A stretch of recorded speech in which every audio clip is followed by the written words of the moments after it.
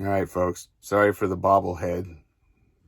I got a little springy stand. It'll calm down if I don't shake the table. So today I'm bringing you two stories hot off the presses. Well, you know what I mean.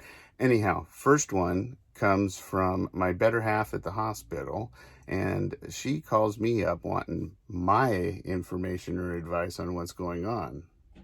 That should worry you. However, she's asking me, have I heard anything along the lines of this story? Her coworker got the corona. She went home, was quarantined for 14 plus days, went through it, got over it, came back, got tested negative, went back to work, everything's fine and dandy.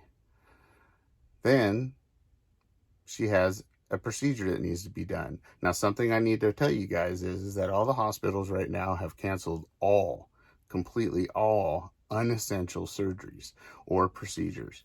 So they're trying to limit the amount of people coming into the hospital. That's interesting in itself.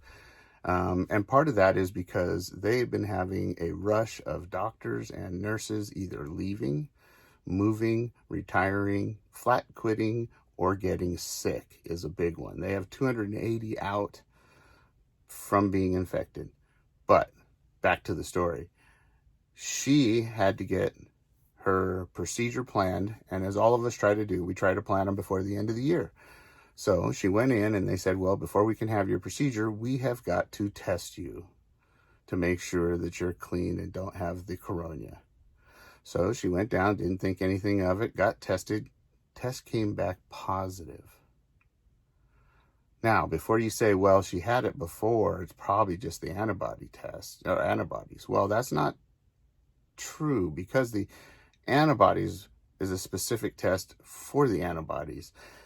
This test should take that out of the picture and is looking for an active virus, live virus in her, or however it tests the markers for having an active infection. And she came back as positive. Now, you have to ask yourself, why would that be? Did she get reinfected? Because she's scared to death, thinking that she probably has the immunity to it and has antibodies in there, and she's wondering why on earth she's got it again. So is this a new strain? Is it a different strain? Is it a reinfection from maybe the test she was given that was negative? Or is it just flat one of the 50% inaccurate non-tests? Regardless, she was sent home 14 days again to quarantine at home, this time not able to work from home, and she's concerned, and I would be too. This is something that we need to think about and put in our little database here for how we're going to handle what's coming. Story number two, if you all recall, I did a story on the ammo shortage, and I compared it back to the Obama era when we had, of course, gun prices went up, availability went down, people were freaking out, we had a panic situation going on, people were buying up guns, and every person that bought up a gun would buy at least 2 boxes of ammo. And when they buy those 2 boxes of ammo, if you do the math and everything to the sales that were happening back then, you would be able to get a curve, and it would show that yes, you would be able to out purchase the supply, so the demand wasn't able to be met. And then eventually, though, it reached a peak, and then just kind of everything went back down to normal, and they were able to get it back on the shelves. And as you notice, it didn't last that long, but what it did effectively do was raise the prices. So this time, what I was comparing is it doesn't make sense. I took the numbers from now, which are record numbers for buying things like tools, Freedom Tools and Freedom Seeds, and I did the math again, but it still comes out with a peak point, and at that point they should be able to recover, especially considering that the manufacturers now, there's more of them. From the last shortage spawned a bunch of smaller manufacturers that added to the amount that could be built. So you would think that you would start seeing them on the shelves. Now, at first, it was because the stores were holding it back in their back rooms and trickling it out, so it made it keep people coming back to the store, which that's a brilliant marketing thing, you know, because that way you keep coming back, and there's a couple boxes, But lately, of course, we had seen that nothing's on the shelves, and the next truck that comes in, nothing's on the shelves, and the next truck that comes in, nothing's on the shelves. And did a little digging, and it's not because the manufacturers or the middlemen, the distributors, were keeping it in their warehouses in order to drive the prices up. So something was going on. So today I get a call from my friend who's a class 2 manufacturer, also holds his regular FFL certification, and he deals with many of the big distributors, you know, where he orders palletfuls of things. Okay, he got an email today that just stated, we are not going to be able to ship any orders.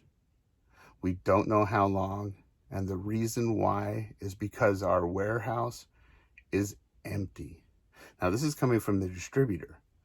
So even if a manufacturer was trickling it out or trying to keep up, there should be something there. This is confirmation that there's nothing there. And he's saying his warehouse is empty, not just ammo, but firearms, accessories, and so forth.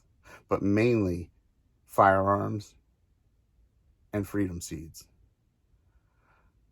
Why is that? What would make it so the manufacturers are not pumping out guns to the distributors? That is an interesting question we need to ask and find out. Is this a way to control our gun rights? Is this a way to stop the panic buying that's happening? I mean, I don't know if you guys realize it, but at one point it was up to 8,000. Like every time you'd go in to do a background check, there would be, this is the state of Oregon, 8,000 were in the queue. Then it got down to 4,000, and right now we're running at about 2,000 every month. But for the longest time, it was 8,000, and for longer than that, it was 4,000. That's a lot of firearms. So, is this somebody's way of holding back that flow? I don't know. You tell me. Right down in the description, or in the description area, we have an email. You can email me there and give me your thoughts, or you can put it in the comments. I'd love to see those. I read every one of them. I try to respond to every one of them. So put in the comments below what you think about this story, what you think is the reasons, or maybe even why it's not an issue, or your feelings in general. Put down in the bottom also any ideas, any questions or thoughts you have for future videos, or things you just want to know of me, about me, or from me, and I'd be happy to get to them.